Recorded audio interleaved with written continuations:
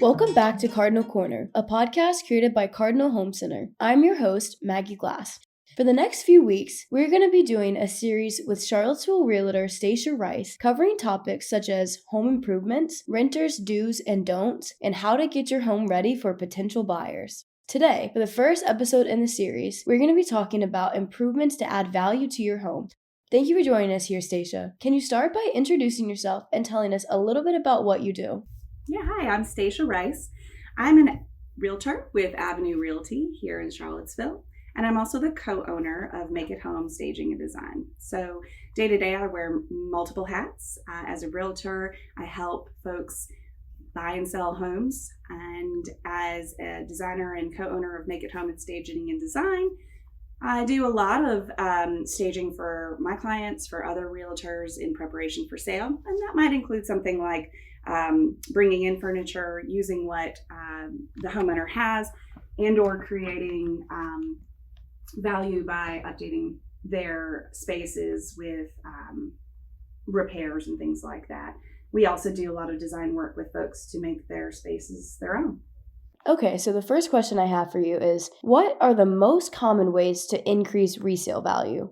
Okay, well, as with most things, it depends, right? So in terms of resale, I often have conversations with my clients, and it really comes down to what the situation is and how long they expect to be in the house. So if you start with your basic investor or flipper, there are tried and true investments that are going to take what's probably a pretty rundown house into something that is appealing to the buyer. So those things obviously, maybe not so much, but obviously are kitchens, bathrooms, flooring, paint, and remediating any major issues that you might find in a home in disrepair. So repairs to any sort of rotting wood, making sure structurally everything's sound. If you can update plumbing and electrical, all those things are really good things to do if you're kind of flipping a home. So for folks that are looking to sell their home in the near future, then I think what we focus on are cost-effective updates that are going to have the most impact. So some of those things could be paint. It's probably one of the most effective ways to update a space. So choosing not necessarily a plain white or a basic gray, but a nice neutral color that kind of brings in the tones. Flooring is also another area that buyers tend to get hung up on.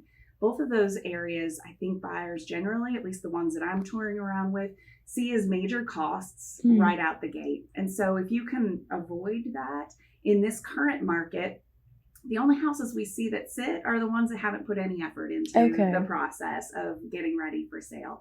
Those that show well in that they're fresh, things look updated, even if the kitchen is a little dated, as long as it's clean and fresh, that those are still appealing to buyers. We're not really in the situation that we found ourselves in 2021 where you didn't have to put any effort into the home in order for it to sell at top dollar. Right now, we have still a strong seller's market, but the ones that are getting top dollar and still are maybe even seeing some prices above asking are those that are appealing to buyers.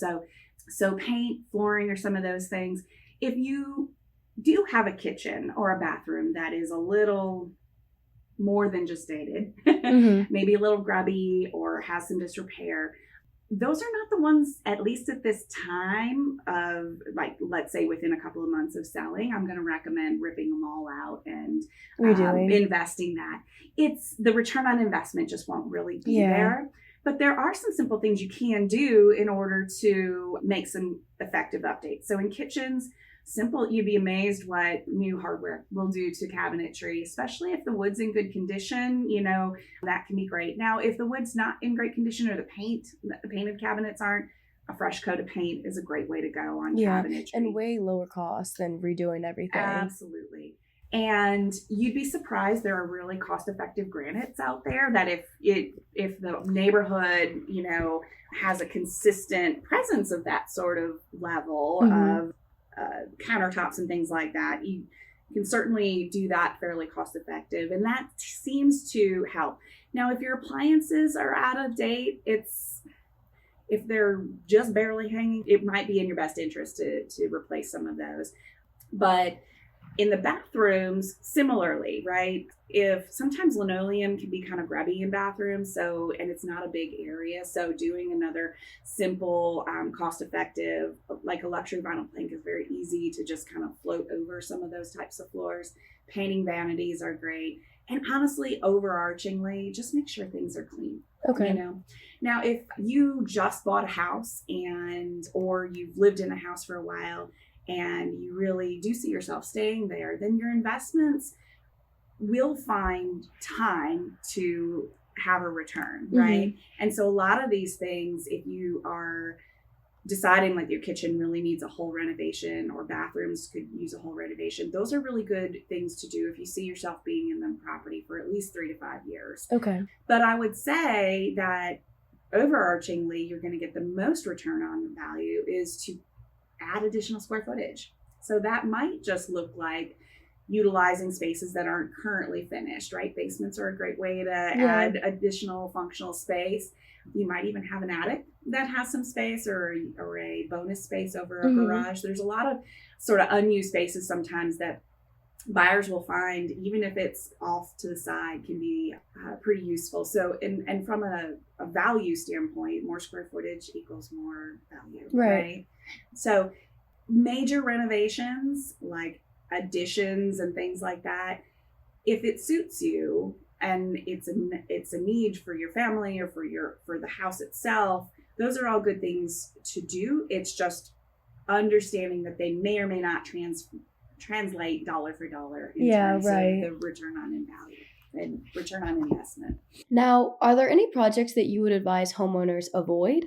It's very rare that I recommend gutting a kitchen or a bathroom at that time unless there's major deterioration or like actual problems with the house.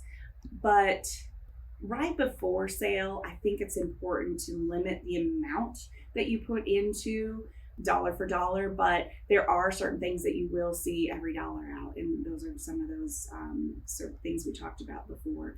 But it's probably not your best time to start, adding major decks and patios and things like that. But, if your front door is looking pretty shabby, it's not a bad time to replace it. I guess my next question is then, when should I start working on some of these projects? And also, when is it a good time to start talking to a realtor? I found that the vast majority of my clients that were looking to sell their house within the near future needed solidly 6 months if there was some real hefty work to be done. Okay. But even if it's just the truth of the world is that we do not live like staged homes, right? And at the end of the day, even if you're going to stay in the home, or even if you see yourself leaving the home before it goes on the market, meaning it'll be empty, there's typically some level of preparation that needs to happen.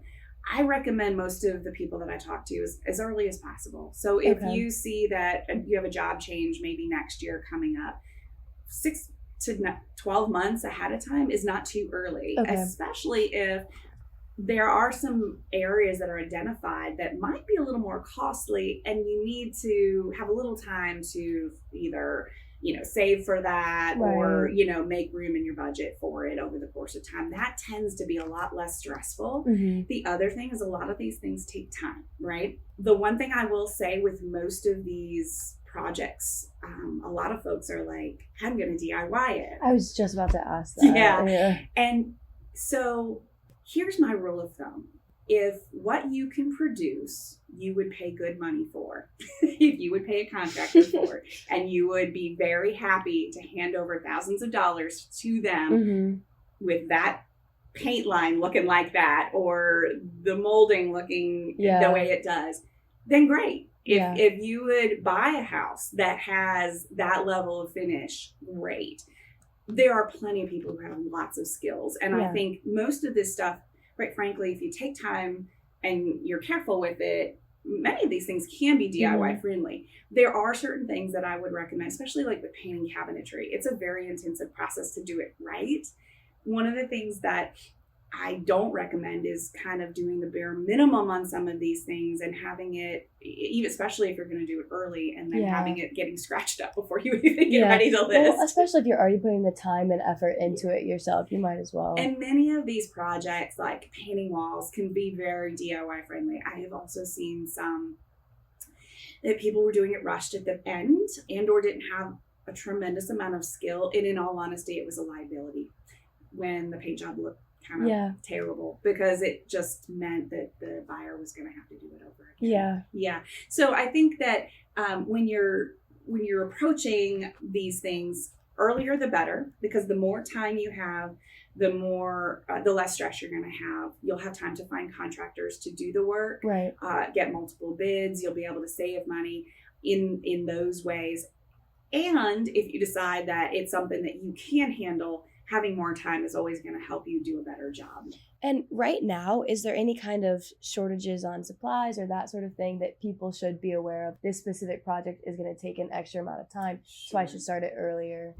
There are, especially when it comes to major renovations, if you hadn't already engaged a contractor about 3 months ahead of time, you're probably not going to get started in that time. Now, some of these other, sort of lower skill or more quick hits, painters and things like that, there's a pretty big market for that. One of the things that I find is helpful is utilize your resources, right? So realtors spend a lot of time, and part of the reason I actually made a whole nother business around design is that building relationships with contractors is really, really important. And it was really helpful for me to get the job done for my clients, right?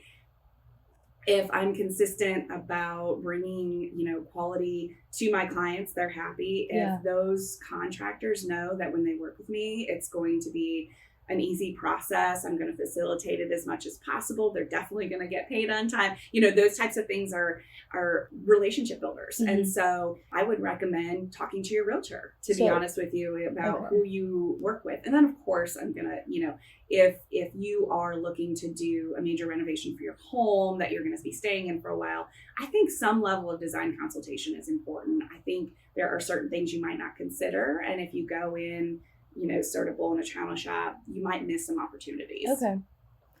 What other things should I be thinking about in terms of preparing to sell? Some level of gauging needs to happen in order for buyers to be able to see themselves in the house. And you can go all over the internet and see, checklists of all the things.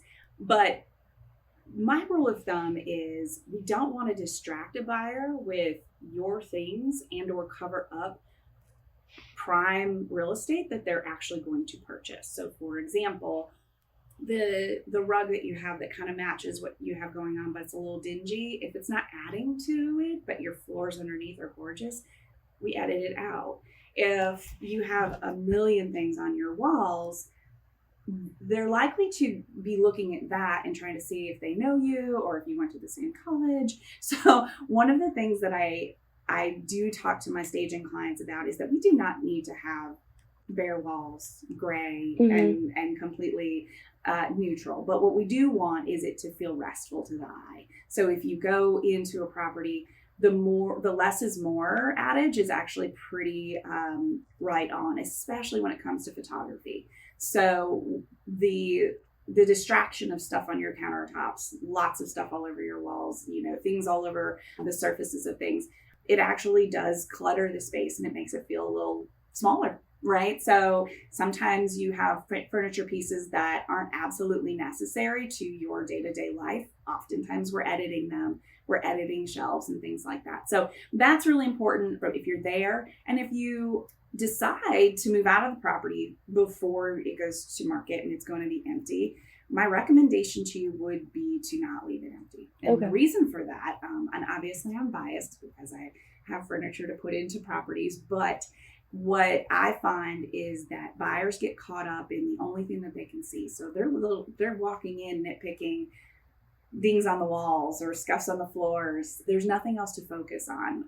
A good amount, not a bare minimum. I wouldn't recommend just throwing a chair in a room and walking away. Some of those it's a little sad, but some, a nicely outfitted room, but it doesn't have to be chock full of things with some basic furniture. It tells the story of a space, what you could use it for. And then what we find, especially for a lot of the homes in Charlottesville, is that we have some aged homes that are a little older, right? Mm-hmm. They don't have the open concept, and they actually feel a little cramped when you walk in. There's it's not possible we could have any furniture in here. It's not big enough. Yeah. Well, truth be told, you can if you put the right scaled furniture in there.